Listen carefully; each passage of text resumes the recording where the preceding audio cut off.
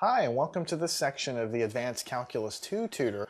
And in this section of the class, we're going to cover a topic that everybody studies in calculus and a lot of people have problems with, and that section is called L'Hopital's rule. So if you look in your book and you look at the title of this class, this title of this section here on the screen, it looks like it's L'Hopital's rule. And so you might be tempted to call it that, but the actual pronunciation is a French guy, and so you pronounce things a little differently, and it's called L'Hopital's rule, okay? So it's named after the person that discovered it. It's really cool, but the good news is it's really easy once I explain it to you. Let me give you a little bit of background, a little bit of motivation. Way back at the beginning of Calculus 1, usually the first thing you study is limits. They go into excruciating detail about limits, even before you talk about a derivative. Now, my calculus DVD doesn't start off that way, but most of the textbooks do.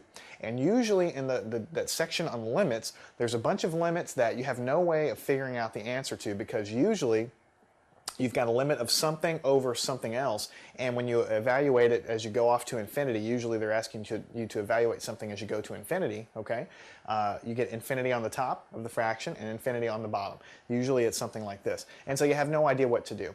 And way back at the beginning of Calculus 1, because remember, this is like the first section of Calculus 1, they usually devote pages and pages of proofs and drawings to show you why this limit converges, okay? Well, it turns out L'Hopital's rule could do that limit in 2 seconds. Okay, it's really powerful and it's really easy. So really, the bottom line, big picture of what this section is going to be, it's going to teach you a method to evaluate limits that aren't so easy to evaluate just by plugging in the number. Okay, and it's going to be really easy. So let's get a little bit of motivation for you here. Let's do some limits that I think you can do. Okay, what is the limit of, let's say, x approaches 0 of the limit 1, or of the function 1 over 2 plus x. Okay, this is not a trick question. I don't have trick questions in this class, so just look at it and tell me what you think. You have 1 over 2 plus x. If you approach 0, if you take x and you approach 0, then eventually this little position here is going to become 0, so 2 plus 0. So it's just going to be 2 on the bottom, right? So this limit is just 1/2 as x approaches 0. That's something that you learned way back in the beginning when you learned what a limit was, okay? So that's easy. Now, what if you have a limit, limit of x approaches 0 of something like x over x squared?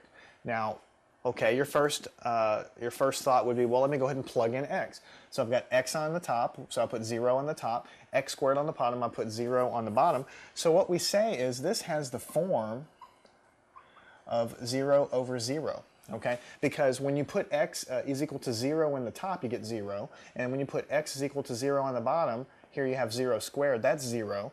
So 0 over 0, what does that evaluate to, I ask you? What does that evaluate to? 0 over 0. How do you do it? Does the 0 on the top trump the whole thing and make the whole thing go to 0? Because when you have a fraction, anything on 0 on the top will make it go to 0.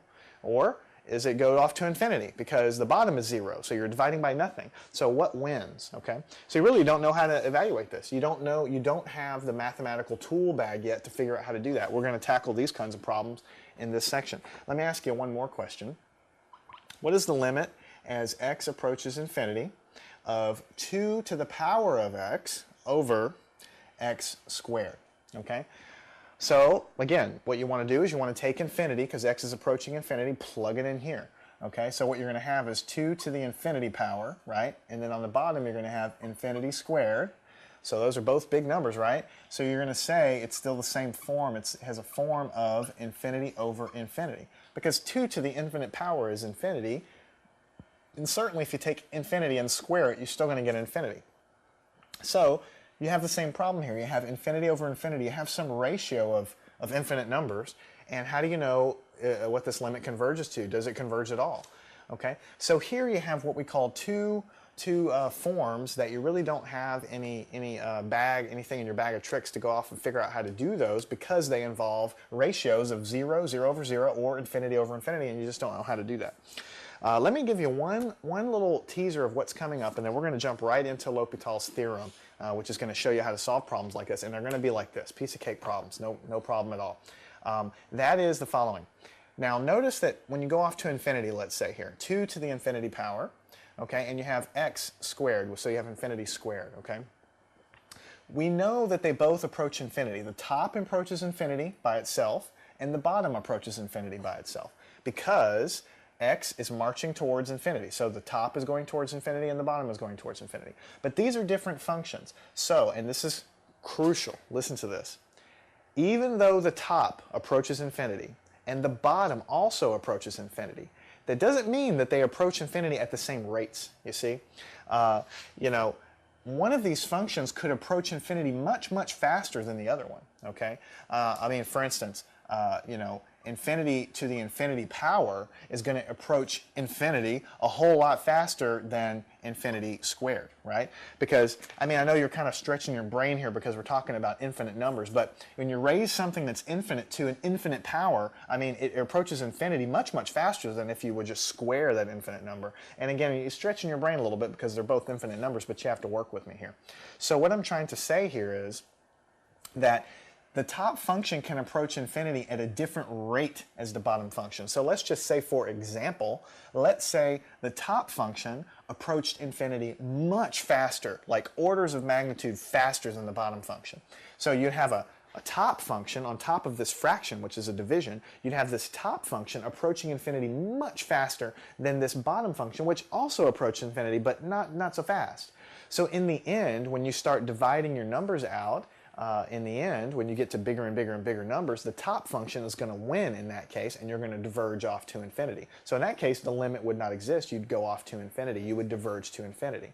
But look at the other case. What if you had a function where the top function approached infinity much slower than the bottom function? So this bottom function, whatever it is, approaches infinity incredibly fast, like very, very fast. The shape of the plot just goes really, really quickly to infinity, whereas the top one, yeah, it approaches infinity, but maybe not so fast, okay?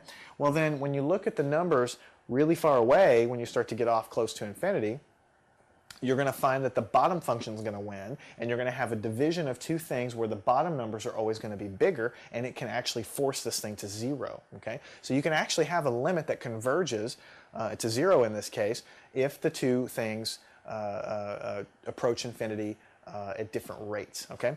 So I'm giving you a prelude because that's what L'Hopital's theorem is going to do for us. We're going to look at the derivatives of these, the top and the bottom function, and we're going to see how fast they approach infinity, because that's what a derivative is. It tells you the rate of change of something, how fast something is moving, okay? So we're going to look at the top and the bottom function, how fast they approach infinity, and that's going to tell us if the entire limit is going to exist or not, okay? Okay, so what I'm going to do is I'm going to actually just go ahead and write down L'Hopital's rule, sometimes called L'Hopital's theorem. I call it L'Hopital's rule, okay? And this is how it goes. I'm just going to write it out in all its glory. When evaluating a limit, and this is one of those theorems or rules that every word is important, of indeterminate form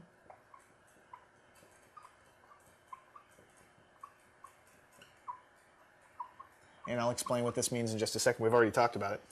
Of indeterminate form of infinity over infinity or 0 over 0, and I've already given you two examples of what those look like, so it shouldn't be a big surprise. Then you evaluate the limit as follows.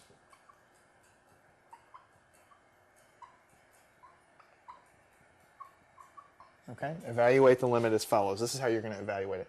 You take the limit as x approaches the number a. A could be 0, a could be infinity, a could be 2.947. It doesn't matter, it's just a number. When you're taking the limit of f of x, some function of x, over some other function of x. That's why we denote the top one by f and the bottom one by g, because the top is one function and the bottom is another function. That limit is going to be equal to, as x approaches a, same limit here, and this is where it's going to blow your mind, the derivative of the top function divided by the derivative of the bottom function. That's what the little prime here means. It means take the derivative. So this is very important. Okay, you're going to see this, and you know, some sections in this class I devote more problems to than others because I'm making a judgment to myself what do I think is important and what do I need to stress, and what do the exams stress? There are going to be a lot of problems in this section, and that's because it's asked on all the tests, and there's a lot of different variations, and it's really important because it does help you a lot. I've used L'Hopital's rule a lot, way outside of a calculus class. I've used it a lot, so it's important. So here we go. When you evaluate the limit of indeterminate form, indeterminate just means you get something crazy like infinity over infinity or 0 over 0, and you can't do anything.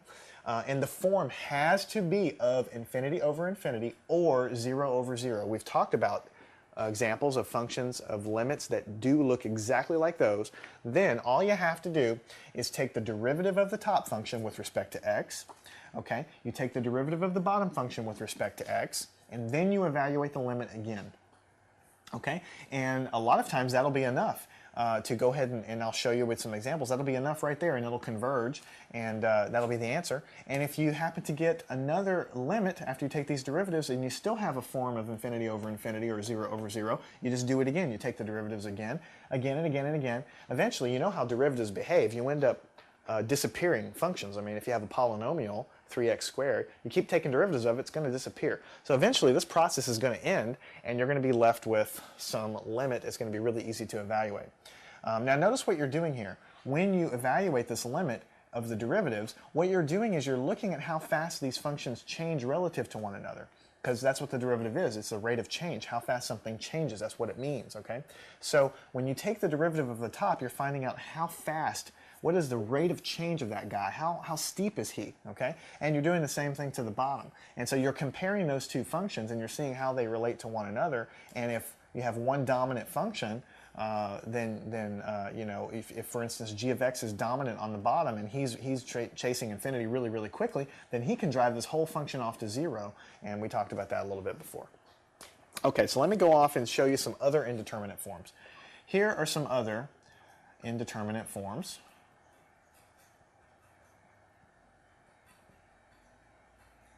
Okay, that you'll see in your problems. You'll see these in your problems, and that's why there's so many different variations in this section. You have the form 0 times infinity. It's a little bit difficult to evaluate that, because if something approaches 0 and something else approaches infinity, which one wins? Does the guy that goes off to infinity win, or does the guy that goes to 0 win? It just depends on the rate of change of these things.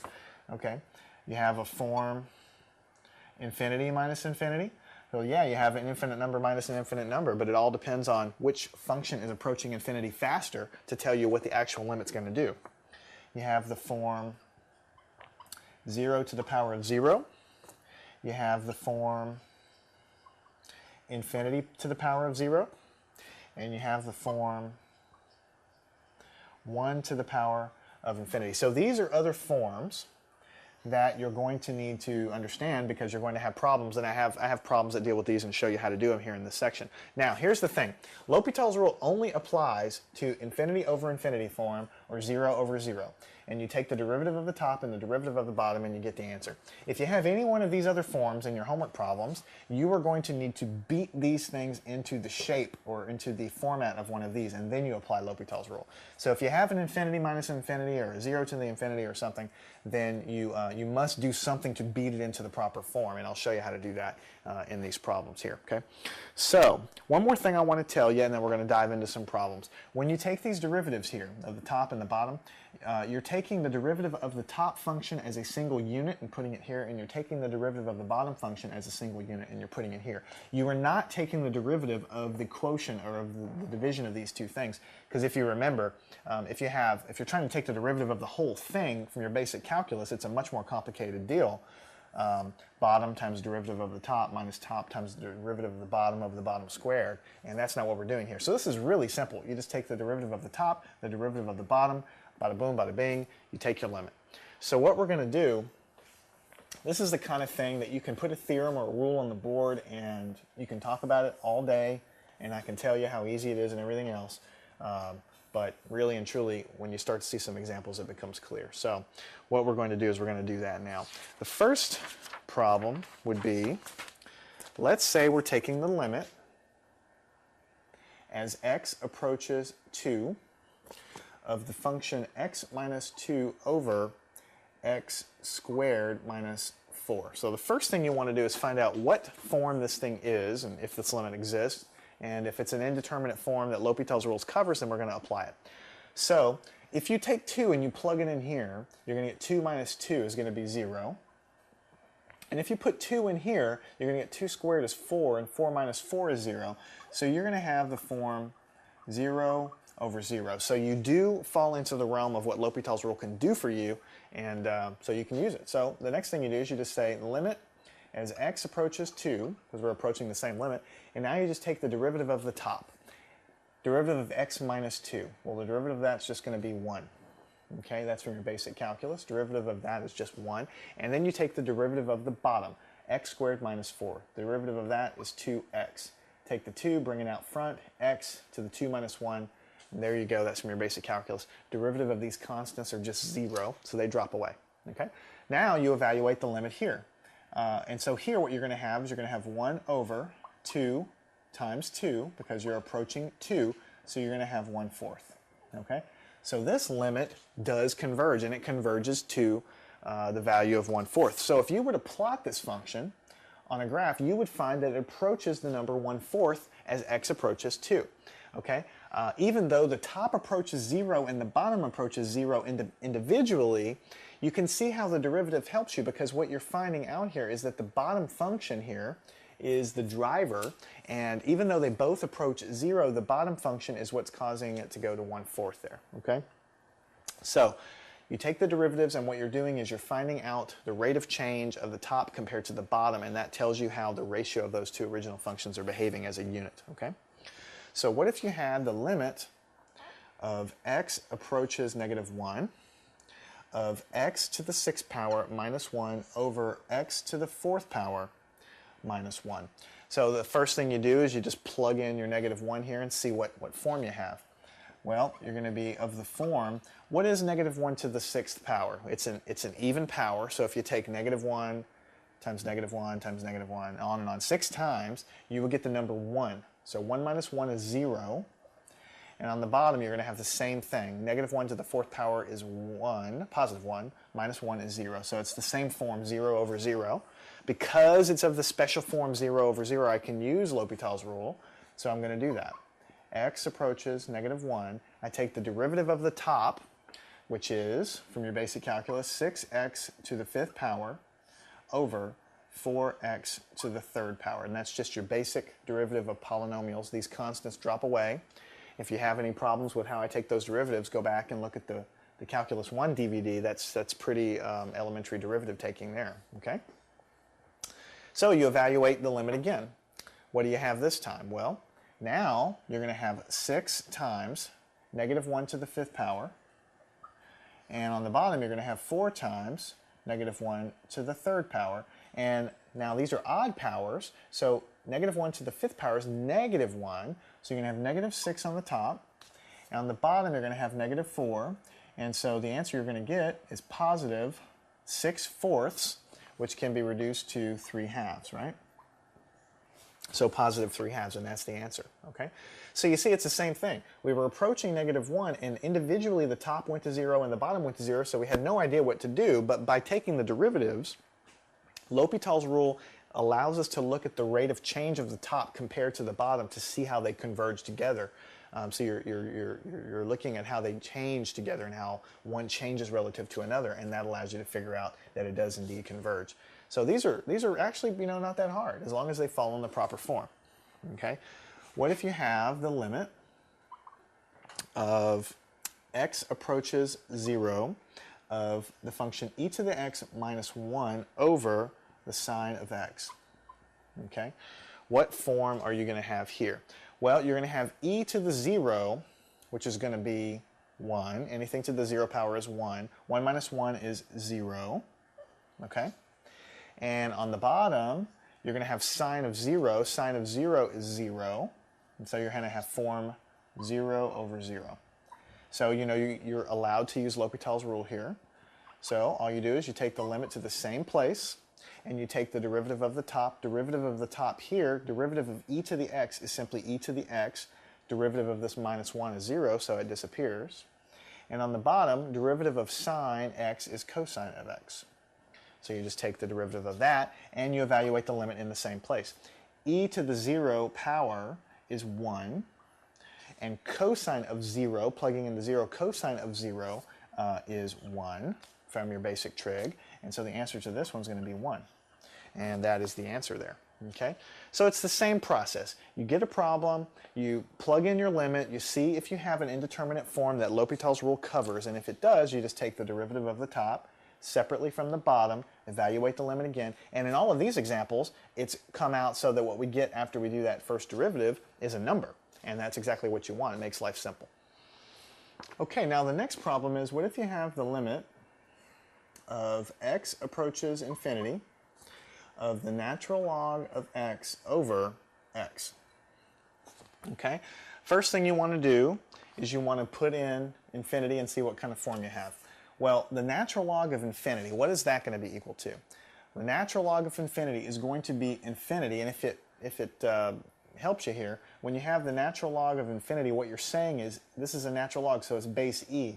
E to the power of something is equal to infinity. That's how you read this. E to the power of something is equal to infinity. The only thing that can give you infinity here is if you have an exponent of infinity. So this thing goes off to infinity. And if you were to plot the natural log function, you would see that it bends over, and you would see that as you go off to infinity in x, the natural log does approach infinity. So you have infinity on the top, and of course infinity on the bottom, just because you have x. So this is your form, and from L'Hopital's rule you can see that you are allowed to use L'Hopital's rule when the form is infinity over infinity. So we're going to do that. Limit as x goes to infinity, and now we just take the derivative of the top. What is the derivative of the natural log function? You remember back to your basic calculus, it's just 1 over x. That's what's on top, and the derivative of the bottom, derivative of x, is just 1. So this thing is going to reduce to the limit as x goes to infinity, okay, of 1 over x, because this is just divided by 1, so it's 1 over x. And then you can see right away that if you put infinity here in the bottom, 1 over infinity is just going to go to 0, because this is going to be 1 over a very, very large number, 1 over 20 million, 1 over 50 million, 1 over 100 billion. Eventually it's going to be 1 over infinity, and this thing is going to reduce to 0. So you can see now that this goes to 0. And this is a good example of what I was talking about before. Here you have a function that approaches infinity, and here you have another function that approaches infinity. But what you have found is that even though the top goes to infinity and the bottom goes to infinity, you would think that that is going to go to infinity some sort of way. What you have found is that the bottom function approaches infinity much faster. Okay? Approaches infinity much faster. So because of that, the bottom gets bigger faster than the top does. And that's why you're taking derivatives here. The bottom gets to infinity faster than the top one. Okay? Because that's what the derivative tells you. So I mean, you can look here and you can say, well, the derivative of the bottom was 1. It's a constant. So if you go off to infinity, the rate stays the same. But as you look here for the natural log function, the derivative is 1 over x. And as you go off to infinity, the rate of change of this guy gets smaller and smaller and smaller. So the bottom function actually wins, and that's reflected here by this guy right here. And so as you go off to infinity, the whole thing drops to 0. So what you found here is that the bottom function goes to infinity much, much faster, and that drives the fraction to 0. Okay? So what if you had the limit as x goes to infinity of e to the x over x to the third power? Same thing. We want to look and see, well, what form is this? E to the infinity is going to be infinity. Infinity to the third power is still infinity, so here's the form we have. And we can use L'Hopital's rule because we have infinity over infinity, and we do that now. So the limit as x goes to infinity, take the derivative of the top, derivative of e to the x is the indestructible function, e to the x still, and on the bottom, it's 3x squared. That's the derivative of the bottom. And now we say, well, let's plug it in again. Let's put in infinity here. Well, if we put infinity on the top, e to the infinity gives us infinity. And if we look at the bottom, 3 times infinity squared is still going to be infinity. So you might say, wow, I've run into a problem here. I've still got infinity over infinity. Okay, that's a problem. Well, it's just another limit. There's nothing different between this one and the other one other than the fact that they look different, but it's still a perfectly valid limit, so you can still do L'Hopital's rule again. So let's do L'Hopital's rule again. The limit as x goes to infinity, derivative of the top is still e to the x. It's indestructible. It's never going to die. The bottom is 3 times 2 is 6x. to the first power, because 2 minus 1. So what form is this? I think you convinced yourself. It's still infinity over infinity. Okay, because e to the infinity is infinity, and 6 times infinity is still infinity. But here I think you'll see that if we apply L'Hopital's rule one more time, the top derivative is still e to the x. The bottom derivative now, finally, is just 6. We get rid of that x altogether. And so now when we plug it in, the top is going to be e to the infinity is infinity over 6. Okay, so what do you think infinity over 6 is going to be? Well, it's just going to be infinity. Okay, you have an infinite number over 6. And so you have 100 million, trillion, quadrillion on top, and you have 6. So eventually this thing's going to go off to infinity. So this was an example of one where you had a function approaching infinity on the top and a function approaching infinity on the bottom. And what you found by taking the derivatives, which are just the rates of change of these functions, and looking at how they compare, you found that the top function approaches infinity much faster than the bottom one does. And that makes sense. Look, it's an exponential function, e to the x. It's going to go whoop, it's going to go up to infinity much faster than x cubed. If you start plugging numbers in your calculator, you'll see that. And that's just telling you that the top function is going to win, and so it's going to drive the whole thing to infinity. In the previous example, this one, the bottom function went to infinity much faster, and that drives it to 0. So it's kind of cool. You have an example, two examples here. In each case, the top and the bottom approached infinity independently, but you got different answers for the limits because of the way in which they approached infinity. Okay, now let's switch gears a little bit and do a little bit different kind of problem. It's the same sort of thing. We still need to evaluate the limit, but I think you'll see that it's a little bit different. E to the minus x times the natural log of x. That's our limit we need to evaluate. What form is this? That's the first step you should always do when you're looking at evaluating these types of limits like this. Let's plug it in. What we would have is e to the minus infinity times the natural log of infinity. Okay? So e to the negative infinity, I think you can convince yourself is going to be 0. Okay, because e to the negative anything is just 1 over e to the infinity. That's sort of how you would rewrite that in your head. So you'd have 1 over infinity, which is going to give you 0 for that whole thing there. And natural log of infinity, we talked about before, that's going to give you infinity, because when you take the natural log, if you look at the natural log function, it approaches infinity as you go off to infinity. So that's infinity. So here's the form. It's 0 times infinity. And if you look back at L'Hopital's rule, you can only do it if it's the ratio of infinity over infinity or 0 over 0. Anything else, like any of these other indeterminate forms, this is the one that we have, any of these other ones, you must beat it into shape to put it into the shape in order to actually use L'Hopital's rule. So we're going to do that. We're going to beat it into shape. In this case, there's not much beating involved. It's pretty easy. All you have to do is take this and write it like this. You can write it as the natural log of x on the top over e to the x on the bottom. Now notice we've changed nothing. All we've done is we've moved this exponential down below, because it's a negative exponent. We can do that, make it positive, okay? And now what form do we have? Putting infinity here, we have infinity in the top, and e to the infinity is infinity on the bottom. So we've put it in the form of what we can use L'Hopital's rule for. Okay, so we've done that, and now we can just use L'Hopital's rule. There's nothing magical about it, so let's go ahead and start taking derivatives. X goes to infinity. The natural log of the derivative of the natural log is 1 over x, and the natural log of e to the x, the derivative of that, the derivative of e to the x is simply e to the x, and so what you're going to have here is, if you evaluate this, is you're going to have 1 over x times e to the x, just moving this down into the denominator here. And so what you're going to have is 1 over infinity times e to the infinity. Okay, so you're going to have infinities all around, so you're going to have 1 over infinity, which is going to equal 0. Okay, so all you did was you took this, put it downstairs, and put it into the form of L'Hopital's rule. Then you can do the derivative of the top, derivative of the bottom.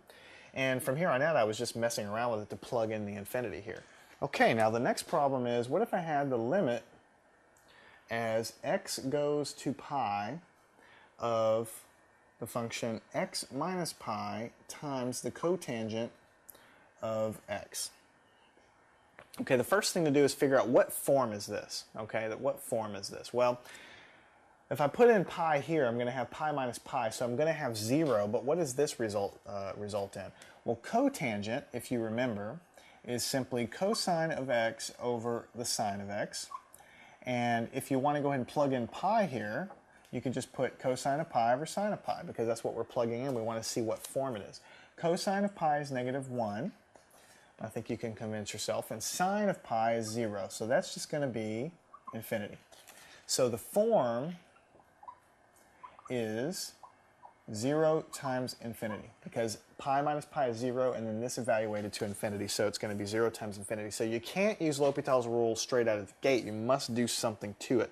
So what we're going to do, is we're going to move this cotangent down below, because that's kind of what we've done before. So we're going to do this here and see if that helps. We're going to have x minus pi here, and we're going to move the cotangent down below, but in order to do that, we have to write it as 1 over cotangent.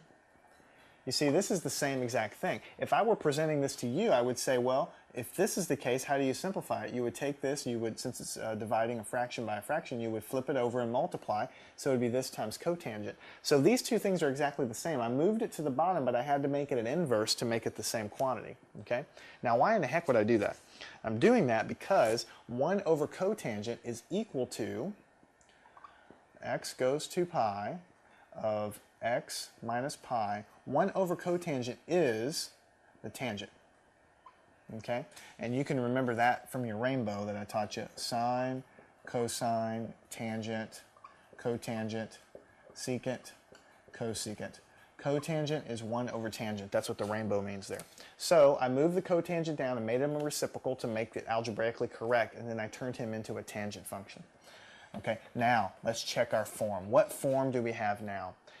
On the top, it's still going to be 0 because pi minus pi is 0.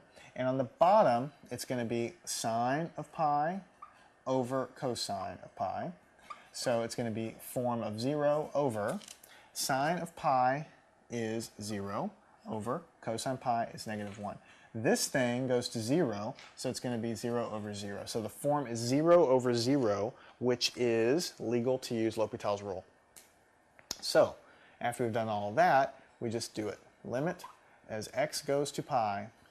Now, what is the derivative of the top? X minus pi, take the derivative, is just going to be 1. Derivative of this constant number pi is going to be 0.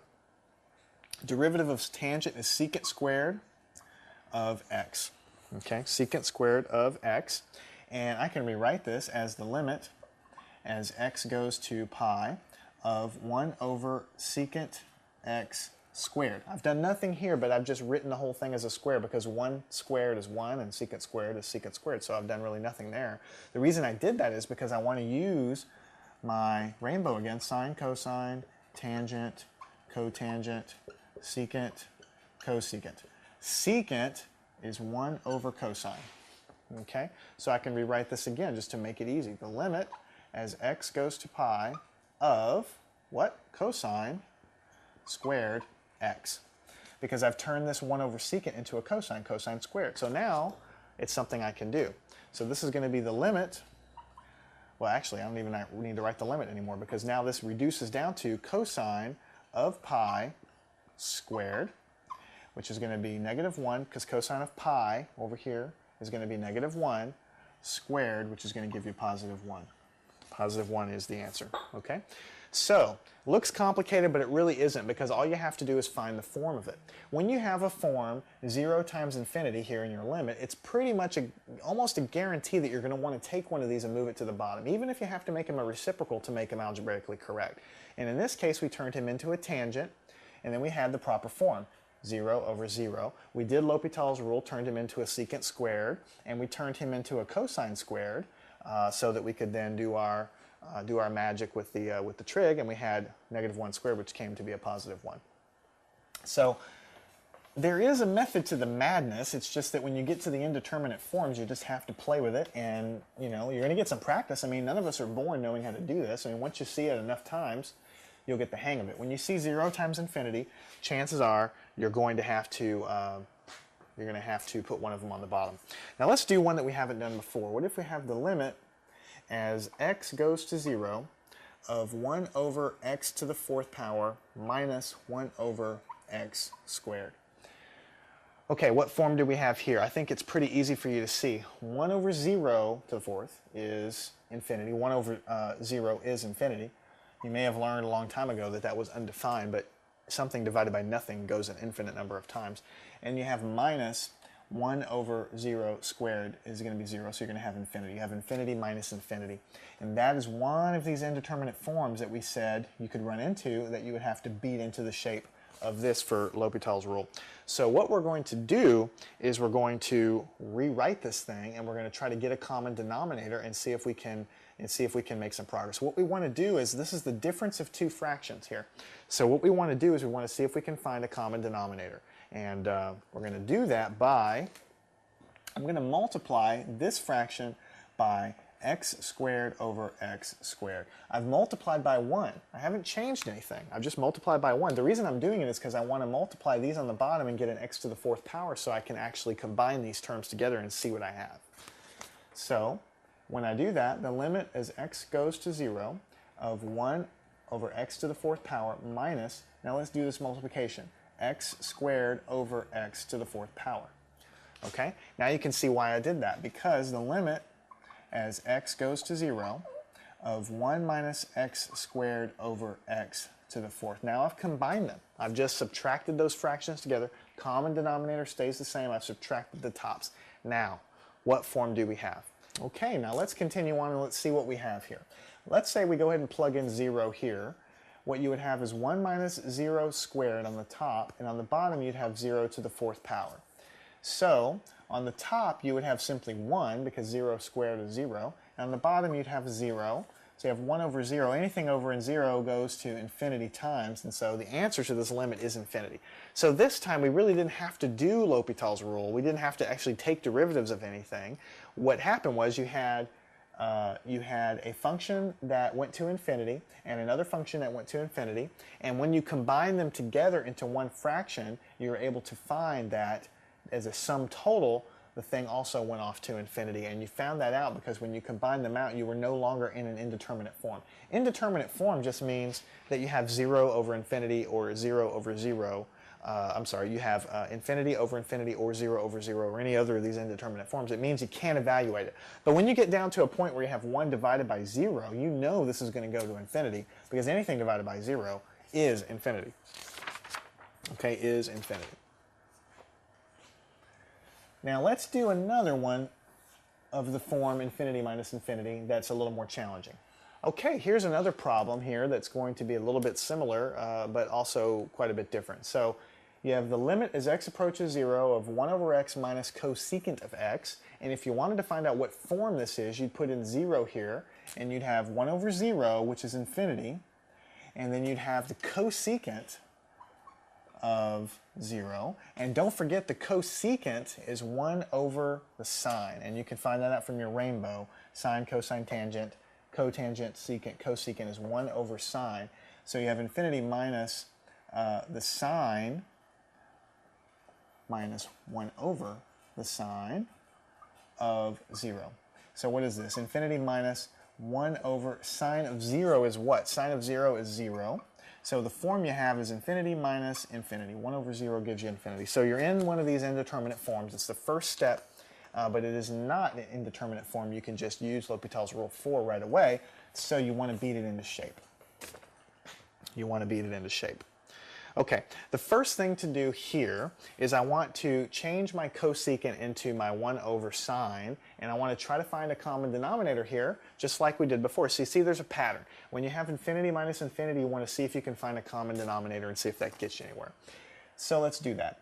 Limit of x goes to 0 of 1 over x minus, and I'm going to change this cosecant into 1 over sine of x. We just did that. And that's just a definition. Cosecant is 1 over sine of x. And now I want to find a common denominator here. So how would I do that? When you have a common denominator you want to find and nothing is really common between them, you just start multiplying. Limit as x goes to 0 of 1 over x, and I'm going to multiply this fraction by sine of x over sine of x. I have changed nothing. I've multiplied by 1.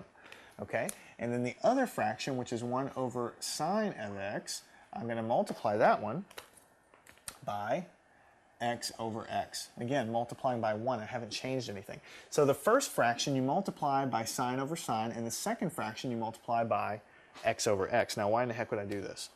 The reason is because what I'm going to have is the limit as x goes to 0, okay, of sine of x over x times sine of x minus x over x sine of x. I've got my common denominator. That's the reason why I did that. And so when you do this, limit of, just go ahead and subtract your fraction, sine of x minus x over x times sine of x. Now let's see if doing this did anything for us. Let's figure out what form we're in now, okay? If we plug in 0, what we're going to have is sine of 0 minus 0 over 0 times sine of 0. What form does this do? Sine of 0 is 0, so you're going to have 0 minus 0 on the top, and on the bottom you're going to have 0 times sine of 0, which is 0. So you have zeros all around, 0 over 0. Look at that. You finally have a form that you can use L'Hopital's rule for. Because what you've done is, you see, you've done nothing here other than do very legal algebra to get this thing into a form so that it is now in the form of 0 over 0, which is the form you need to go off and do L'Hopital's rule. Okay, so now that you're to that point, what you have to do is actually do L'Hopital's rule. Take the derivative of the top, derivative of the bottom. These aren't going to be very hard derivatives, so let's do it. Limit as x goes to 0. What's the derivative of the top? Derivative of sine is cosine x minus derivative of x is 1. And the bottom's a little bit tricky because you have x times sine of x, so you have to use your product rule.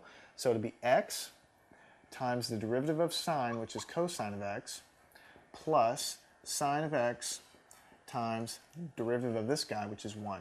So this times the derivative of this plus this times the derivative of that, okay? So we still haven't done the limit yet. Let's go ahead and simplify. Cosine x minus 1. Actually, there's not going to be too much simplification to do here. X times cosine of x plus sine of x. Now let's see what we have here. Let's go ahead and plug in 0 and see what we have. What we're going to have is cosine of 0 minus 1 on the top, just plugging in for 0 here, x is equal to 0. On the bottom, you're going to have 0 times cosine of 0 plus sine of 0. And let's just do this and hope that we got something simpler. Okay? Cosine of 0 is 1, so you're going to have 1 minus 1 on the top. And on the bottom, you're going to have 0 times cosine 0. Cosine 0 is 1, so you're going to have 0 plus sine of 0 is 0. So you're going to have 0 over 0. Okay, so what have we found here? We have found that after we did L'Hopital's rule one time, we still ended up with a form of 0 over 0. So just like the simpler problems, if you get to the point where you're making progress, but you still have a form that L'Hopital's rule falls into, you just go ahead and do it again. And hopefully by taking derivatives, you'll make the thing simpler to the point where you will not have an indeterminate form. So we're on the right track. Let's do it again. We're going to use this guy as our starting point. We're going to continue taking derivatives and see what we get. Limit as x goes to 0. What is the derivative of the top? Derivative of cosine is negative sine of x, and this minus 1 is going to disappear when you take the derivative. Derivative of a constant is 0. On the bottom, you're going to have something fairly complicated. The derivative of this is going to be that product rule. This times derivative of this plus this times the derivative of that. So you're going to have x times derivative of cosine is negative sine of x plus this times derivative of this plus this cosine of x times the derivative of x, which is 1. Okay, don't forget plus, you still have this. Derivative of sine is cosine of x. And you can see you're getting things a little bit simpler here. You've already dropped out this x here. Let's see if it gets simpler. You're going to have limit as x goes to 0 of negative sine of x over, let's go ahead and simplify it here. We're going to have negative x times sine of x right here plus 2 times cosine of x. This plus this gives me 2 times cosine of x. Now let's go ahead and plug it in and let's see if we get an indeterminate form, or let's see if we get something simpler out. Plugging in x is equal to 0, you have negative sine of 0, and on the bottom you'll have negative 0 times sine of 0, just plugging in right here, plus 2 times cosine of 0. Here, now let's see what we get. On the top, sine of 0 is 0, so you'll have negative 0. Now there really is no such thing as negative 0. I'm just carrying the negative along just for grins at this point, okay? So you have negative 0, and on the bottom you'll have 0 times sine of 0, which is also 0. So again, you'll have negative 0, and again, I'm carrying along for grins at this point, plus 2 times cosine 0. Cosine 0 is 1, so you'll have 2. Finally, we do not have an indeterminate form. What you have on the top is 0 over 0 plus 2. So you're going to have a big fat 0 here because you have 0 divided by a number, and that's going to drive the whole thing to 0. Okay, so here's the thing. It looks complicated and there's a lot of stuff on the board, but really it's methodical. You have a function, you plug in, and you found that you had the form infinity minus infinity. When that happens, you probably want to try to combine those into one term and see what you get. We changed this cosecant into a sine because we wanted it into a fractional form so that we could combine it. And then in order to do that, we just had to find common denominator. So we multiplied each fraction by something so that we could find a common denominator. We put this thing together, and then when we did that, we did L'Hopital's rule on the top. We took the derivative of the bottom, we reduced it to this, and we plugged it all in there. We still had a form that was indeterminate, 0 over 0. So we knew we wanted to try it again. So we took the derivative of the top, we took the derivative of the bottom, we plugged in 0 again, and we got something that's not indeterminate. We had a 0 over a number. 0 divided by anything is 0. So that one actually does converge. Okay, now the next problem is going to be of a different type of indeterminate form, and you're going to need to pay attention here because you're going to have problems like this. And it can seem a little bit tricky, but I'm going to hope to make it easy for you. X to the 1 over natural log of x. X to the 1 over natural log of x. So this 1 over natural log is all up in the exponent up here. So what form would this be? Plugging in 0, the form is going to be 0 to 1 over natural log of 0. Okay, what is natural log of 0? Natural log of 0 is, think about it, natural log of 0 is e to the some number is 0. Well, what number could that be? It's got to be negative infinity. Okay, so what you're going to have here is the form is going to be 0 to the 1 over negative infinity, which is going to be 0 to the power of 0. Okay, because 1 over infinity is going to give you the 0 up there, so you have 0 to the power of 0. And if you look over here, 0 to the power of 0 is one of those indeterminate forms that you can't do without using L'Hopital's rule. Okay, so we want to use L'Hopital's rule. But here's the thing. When you have the form of an exponent like this, something raised to the power of something, and you have the form 0 raised to the power of 0, or a lot of times infinity raised to the power of 0, a lot of times you're going to have to do a natural logarithm trick. So I'm going to go through the example. You're not probably going to understand why we're doing it this way until we get to the end. And then when we get to the end, it'll be like, oh yeah, that makes total sense why we did that. So let's do it. What we want to do, I'm going to write the word here, try, down, just to remind you that we're trying something out, and I'll show you in the end that it actually works. We're going to try to take the limit of something related to this, but not quite. Because remember, this indeterminate form we can't do until we get it into a different form. Okay, so what we're going to try to do is we're going to try to take the limit of the natural log of our original function, 1 over natural log of x. So you see, think about that. The original function was this. We were taking the limit. Now I'm going to wrap the whole thing in a natural log. Okay, and now we're going to take the limit of that beast, and I'm going to show you at the end that that's useful. Now remember back to your knowledge of natural logs back in wherever you learned it, trig or algebra or whatever. When you have the natural log of something raised to something else, that can be written like this: 1 over natural log of x times natural log of x. What you do is you take this exponent. When you have the natural log of something raised to a power, you can take the exponent out, stick it in front of the natural log like I've done here. This whole thing comes out in front, and then it's natural log of what's left over. That is something that if you don't remember, you probably need to go off and review, because we're going to be doing it quite a bit. Okay, we're going to be doing it quite a bit.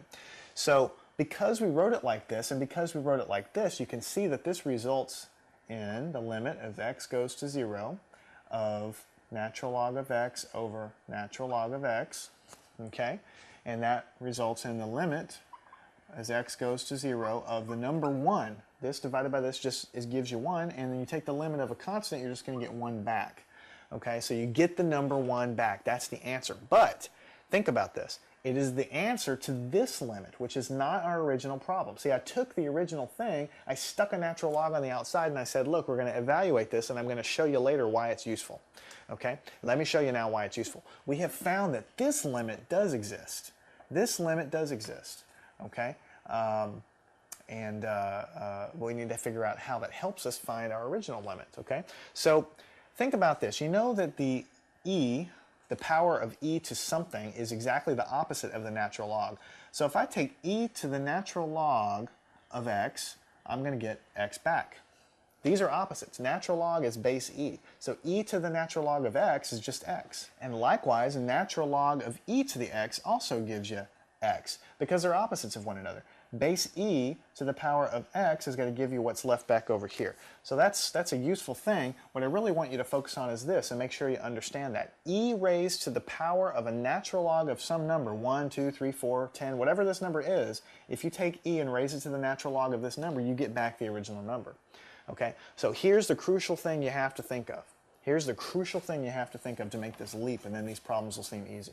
When you have the form 0 raised to the power of 0. And what we did is, to solve it, we haven't even finished yet, is we take the natural log of the whole thing and find that limit, which I've shown you how to do. Then you can write down on your paper the original limit is equal to e to the 1, right here, which is just going to be equal to e. Now I'm going to let that percolate for a second, and let me tell you why. Because if I were to rewrite my original limit as limit of x goes to 0 of e to the natural log of x to the 1 over natural log of x, okay, then what I get out of this is my original function, x to the 1 over natural log of x. Now I want to spend some time to talk about this because it doesn't seem obvious at first. What you did is you knew you had a function you wanted to find the limit of, okay? You wrapped it up in a natural log, knowing full well that if you raise the answer you get to the power of e, that's the answer to the limit that you actually were seeking, okay? You found the limit of something else, okay? And another way to think about it is, if you were to write the original problem as x goes to 0 of e raised to the power of what you wrote here, then what I'm finding is the limit of the original function, because these two things kind of cancel. So it's kind of a goofy way to write it, but if I would have written, if the problem would have said in the beginning, find the limit of e to the natural log of this stuff, then you would have known, because you're a smart person, that these two things kind of cancel, and what you're really finding the limit of is this thing, okay? So all I did is shortcut a step, and I said, well, let's find the limit of this. That's exactly what we found the limit. Let's find the limit of this, which I showed you how to find right here, 1. And then at the end of the day, we'll just take e and raise it to that power, and that is going to be the limit of the original function we wanted. That's a mouthful. Make sure you understand that. Rewind the tape and listen to it again if you have to. But what you're doing is you're wrapping it in a logarithm, you're finding the answer, and you're raising the answer to the power of e, because that is the limit of the original function. E to the natural log of the function is the function. Okay. We're going to do one more of this type, and we're going to make it that much clearer. Okay. Now, here's a problem that's going to be kind of lengthy. Let's say you have the limit as x goes to 0 of 1 minus 2x to the 1 over x power. Okay? 1 minus 2x to the 1 over x power, what form would this be? Okay, put in 0 here. We're going to have 1 minus 2 times 0 is 0, all raised to the 1 over 0 power. Okay, so you're going to have 1 raised to the power of infinity. And that, look down here, is one of our forms, 1 raised to the power of infinity. Now, anytime you have 0 to the 0, infinity to the 0, or 1 to the infinity, you're pretty much going to have to use this natural log trick I told you. Okay? which is what we're going to do here. What we're going to do is we're going to wrap this thing in a logarithm. We're going to see if we can find the limit, and then once we can find the limit, we are going to then raise the answer to the power of e, and that's going to be the answer to the original limit, because e and logarithms are opposites of one another. Okay, so we're going to find the limit as x goes to 0 of the natural log of 1 minus 2x, let me put a bracket here, 1 minus 2x to the 1 over x. Okay? Now we're going to do this. See, this is why the natural log thing is useful, because when you take the natural log of something raised to a power, you just write it as 1 over x, take this out in front of the log, times the natural log of what's left over, 1 minus 2x. That comes from algebra. Okay? And I kind of forgot to write that this is still a limit as x goes to 0. Okay? So you have 1 over x times the natural log of 1 minus 2x. Okay? So what you want to do is see what kind of form you're dealing with here. What form would this be? Looking at the first part, you're going to have 1 over 0 times the natural log of 1 minus 0, putting in 0 here. So what you're going to have is 1 over 0 is infinity times natural log of 1. And what is natural log of 1? It's e to the power of something is equal to 1. And the only thing that fits in here to make this thing 1 is 0. E to the 0 power is 1. So the form that you're dealing with, since natural log of 1 is 0, then the form that you're dealing with is infinity times 0. Okay? And we've already dealt with this. We've already dealt with that. Remember when we had infinity times 0, what we did was we moved one on top of the other. So let's try to do that. Let's try to do that. Let's rewrite it like this. Let's say you have natural log. We're going to take the limit as x goes to 0, and we're going to have the natural log on the top of 1 minus 2x over x. All we did was write this as a fraction on the top. Okay? All right. So now, what form do we have now? Let's see if we can use L'Hopital's rule. On the top, 0 plugged into here, 1 minus 0 is 1, natural log of 1. We already said this just a minute ago, natural log of 1 is 0. Okay? And on the bottom, you're going to have 0. So now you're in the form of what you can use L'Hopital's rule for. So you go ahead and apply L'Hopital's rule.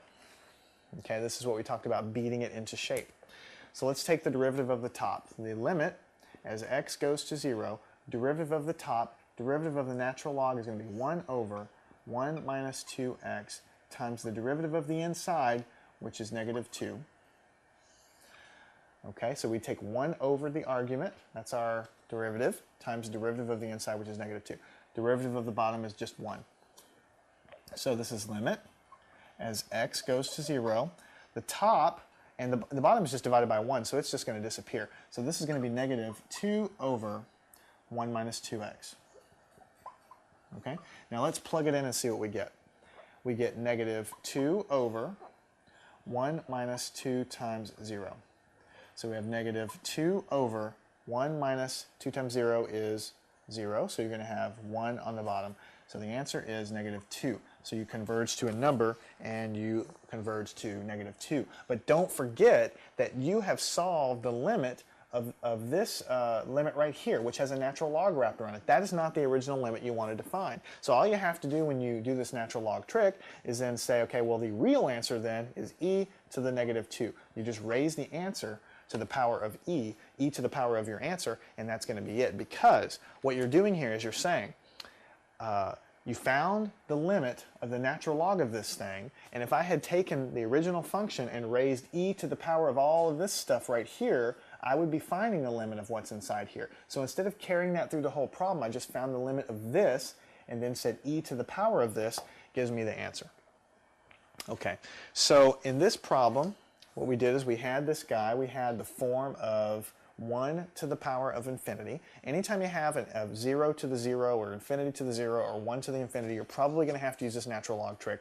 Wrap it in a natural log, take the exponent out in front of the natural log, and then we put it into this form, which is really just simply combining these two things, putting the natural log on top. This was a form of 0 over 0, which we could use L'Hopital's rule for. Take the derivative of the top, the derivative of the bottom, and you have this function here that's left over. You plug in 0, and you get an answer. And then you just take your answer, say e to that answer, and that's how you do this problem. So This section was a lengthy section. We covered L'Hopital's rule. I covered it in a fair amount of detail with a lot of different problems because you actually use L'Hopital's rule a lot. When you go on, most of you guys taking Calculus 2 are going on into engineering or physics or chemistry or some science. You're going to be doing problems where you're looking at the rates of changes of things, and a lot of times you run into this thing where the top goes off to infinity and the bottom goes off to infinity and you can't do the limit. You don't want to whip out a computer and plot it, so what does it look like? L'Hopital's rule, use it all the time. So you have,